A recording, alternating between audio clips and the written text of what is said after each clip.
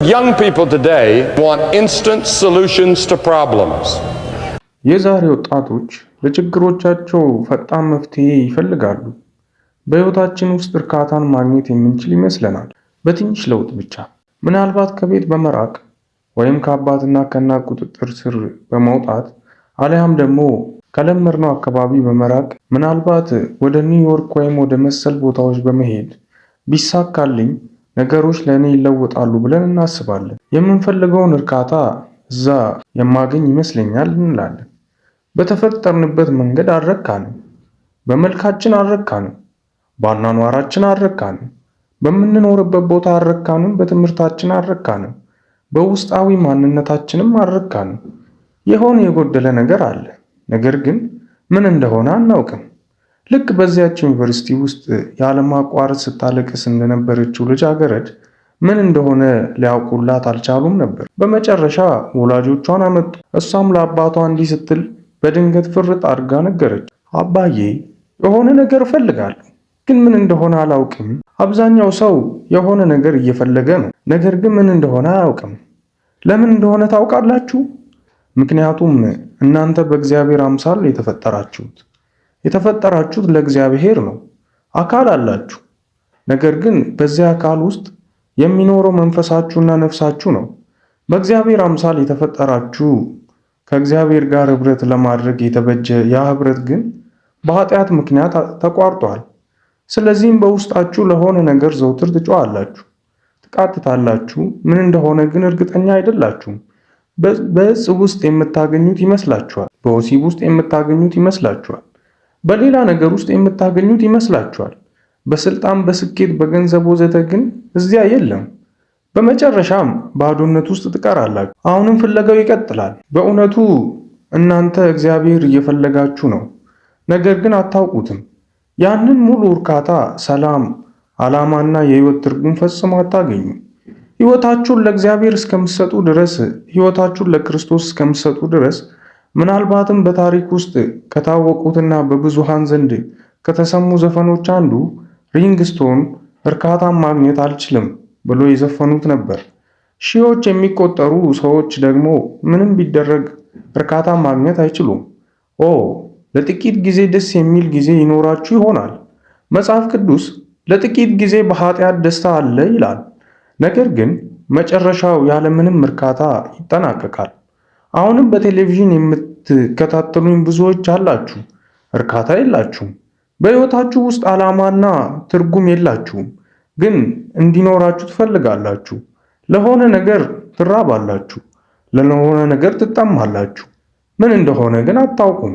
በለንደን በነበርንበት ወቅት በጋዜጣ ላይ ስለተጻፈ አንድ የ16 ዓመት ልጅ ሰምተን ነበር። ከግላስጎ ወደ ለንደን የሚሄድ ትኬት አልነበረውም። በለንደን ያለውን ደማቅ መብራትና ኑሮ ፍለጋ ከቤት የጠፋ ደስተኛ ነበር። እናም ይህ በአሁኑ ሰዓት በአሜሪካ ካሉ ትልልቅ ችግሮች አንዱ ነው፣ ከቤት የሚጠፉ ወጣቶች። ነገር ግን ይህ ወጣት በነበረው ሁኔታ አልረካም ነበር፣ አልወደደውም ነበር። ስለዚህ ወደ አባቱ ሄዶ እንዲህ አለው፣ አባዬ፣ ከቤት መውጣት እፈልጋለሁ፣ ለብቻዬ መሆን እፈልጋለሁ። አሁን ትልቅ ሰው ሆኛለሁ፣ መውጣትና ትንሽ ህይወትን ማየት እፈልጋለሁ። ወደ ሲያትል ወይም ወደ ቺካጎ ወይም ወደ ኒውዮርክ ወይም ወደ ሌላ ቦታ መሄድ እፈልጋለሁ። ወደ ሚያሚ ወይም ወደ ሆኖሉሉ ብሄድ ደስ ይለኛል። ጌታ ሆይ፣ የሆነ ቦታ ብቻ፣ የትም ቢሆን ወደ አንኮሬጂ ልሂድ፣ ካለሁበት አካባቢ ብቻ ልራቅ። የሆነ ነገር ማየትና አዳዲስ ጓደኞችን አግኝቼ ትንሽ መዝናናት እፈልጋለሁ። እናም ይህ ወጣት ልጅ በአመፅ ተሞልቶ ወደ አንዲት የአሜሪካ ከተማ መራ። የትኛዋ ከተማ እንደሆነች አላውቅም። ብዙዎቹ የባህር ጠረፍ ይሄዳሉ። ያ ቀደም ሲል መነሻ ቦታ ነበር። አሁን ወደ ሆኖሉሉ ወይም ወደ አላስካ መምጣት ይችላሉ። የሆነ ነገር እፈልጋለሁ፣ ነገር ግን አያገኙም። ሎስ አንጀለስ ከደረስኩ፣ ሳን ፍራንሲስኮ ከገባው፣ አዋይ ከደረስኩ ወይም ወደ አላስካ ከመጣው ስፈልገው የነበረው ሁሉ እዛ እንደማገኘው አውቃለሁ ይላሉ፣ ግን አያገኙትም። ነገር ግን ይህ ወጣት ለጥቂት ጊዜ አገኘው። ከገጠሩ መሰልቸት ወጥቶ ደማቅ መብራቶችና አስደሳች አኗኗር ወዳለበት ከተማ መግባት ፈለገ። ታውቃላችሁ፣ መሰልቸት የቆየ የሰው ልጅ ችግር ነው። ይህ ወጣት ከቤት ውስጥ ሰልችቶትና ተጨንቆ ነበር። ወደ ትልቁ ከተማ በደረሰ ጊዜ መጽሐፍ ቅዱስ እንደሚለው ርስቱን በዝሙትና በብክነት አባከነ። በዚያ ሁሉ ገንዘብ ብዙ ጓደኞች አገኘ። በወጣቱ ማህበረሰብ ዘንድ የታወቀ ሰው ሆነ። ወደ ስብሰባቸውም ተቀላቀሉት፣ ምክንያቱም ገንዘብ ነበረው። ቆንጆ ልጃገረዶች አጅበውታል። ምናልባትም ምርጥ መኪና ይነዳ ነበር። ሁሉ ነገር ነበረው። እናም ጓደኞቹን ሳበ። ነገር ግን የኢኮኖሚ ድቀት መጣ። ገንዘቡን አጣ። ብዙውን በቁማር አባከነ። ብዙውን በመጠጥ ጨረሰው። ሴቶች ብዙ ወሰዱበት። ጓደኞቹም ብዙ ሰረቁት። ወዲያው ምንም ገንዘብ እንዳልቀረው ተረዳ። ገንዘብ በጠፋ ጊዜ ደግሞ ጓደኞቹም ጠፉ። ታያላችሁ፣ የቆጠራ ቀን ሁል ጊዜ መምጣቱ አይቀርም። በአባቱ ላይ አምጾ ነበር። በቤተሰቡ ላይ አምጾ ነበር። በእግዚአብሔር ላይ አምጾ ነበር። አሁን ዋጋውን እየከፈለ ነው። መጽሐፍም እንዲህ ይላል፣ ይቸገር ጀመር። አንድ ሰው እግዚአብሔርን ትቶ ሲወጣ ችግሮቹ ይጀምራሉ። አንዳንዴ ሂደቱ ይረዝማል፣ አንዳንዴ ደግሞ ፈጣን ነው። ነገር ግን ገንዘቡ ሲያልቅና ጓደኞቹ ሲለዩት ምንም ዋጋ አልነበረውም። ቤት የለም፣ ገንዘብ የለም፣ ጓደኛ የለም፣ ስራ የለም። እኛ ለዘላለም የተፈጠርን ሰዎች በዚህ ዓለም ነገሮች ውስጥ ነፍሳችን የሚረካ ነገር ማግኘት ፈጽሞ አይቻለንም። ነገር ግን መጽሐፍ ቅዱስ ጌታን ለሚያውቁ የሚያሳጣኝ የለም ወይም አልቸገርም ይላል። የዚህ ወጣት ሰውነት መቸገር ጀመረ።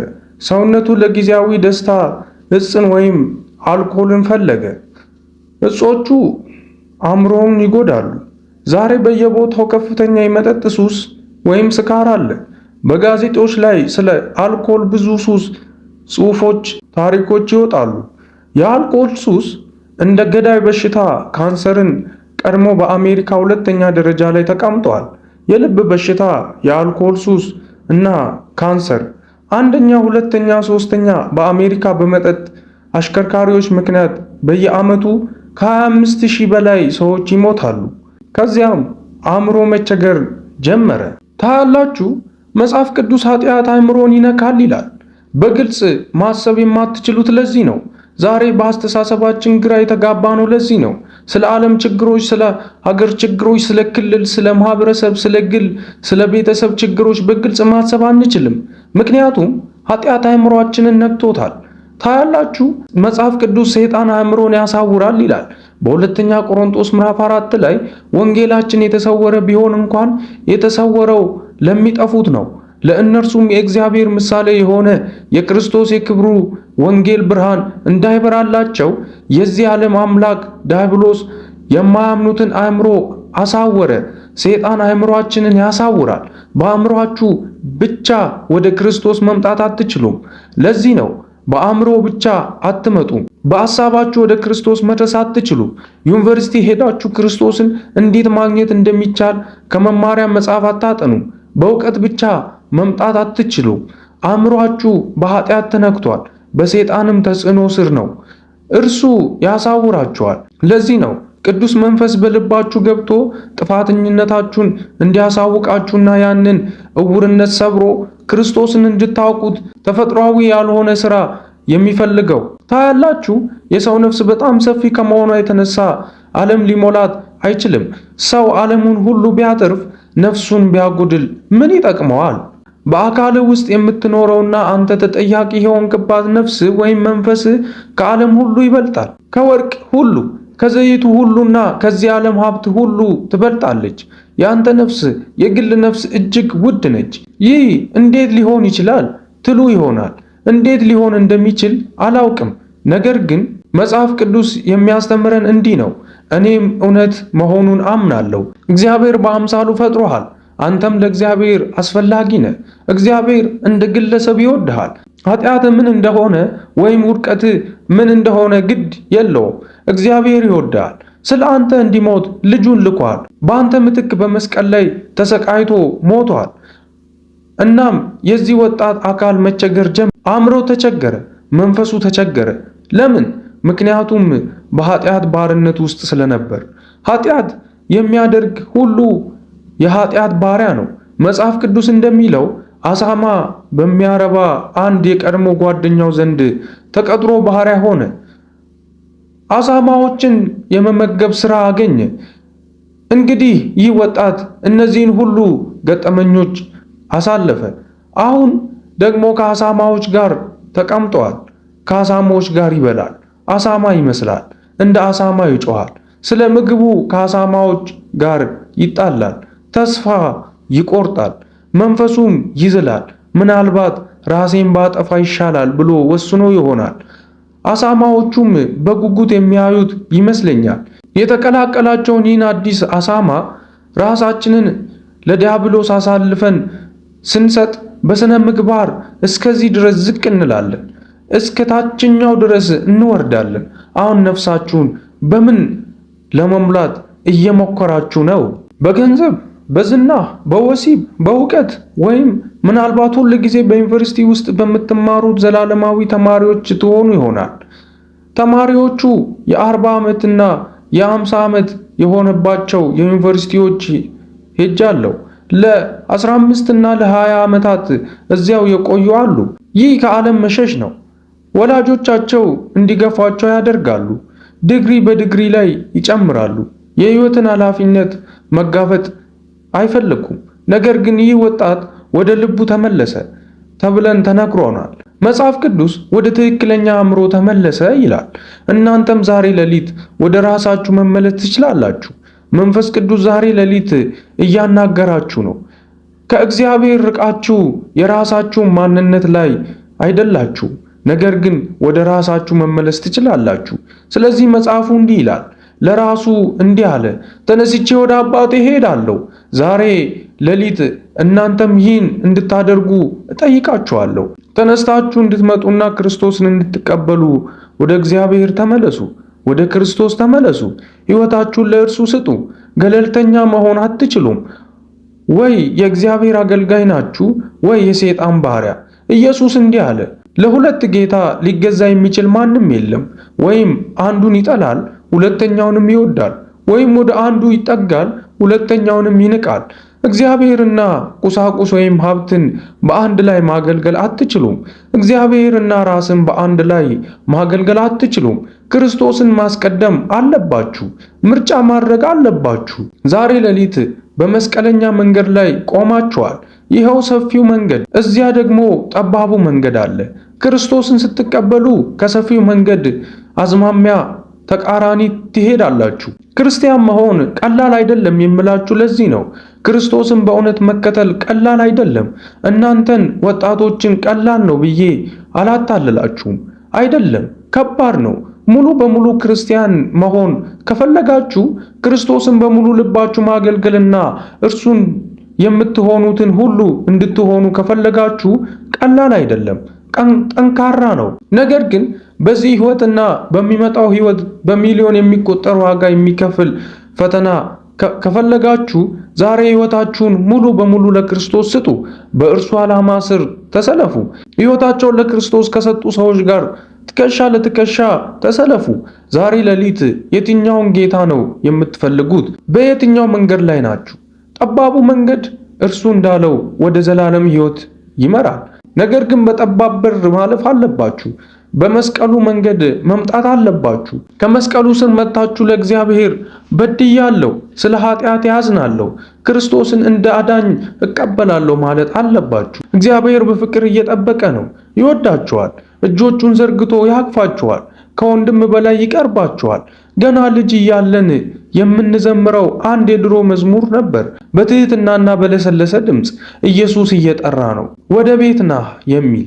መጽሐፍ ቅዱስ እንዲህ ይላል፣ ክፉ ሰው መንገዱን በደለኛም ሐሳቡን ይተው፣ ወደ እግዚአብሔር ይመለስ፣ እርሱም ይምረዋል፣ ይቅርታውም ብዙ ነውና ወደ አምላካችን እንመለስ።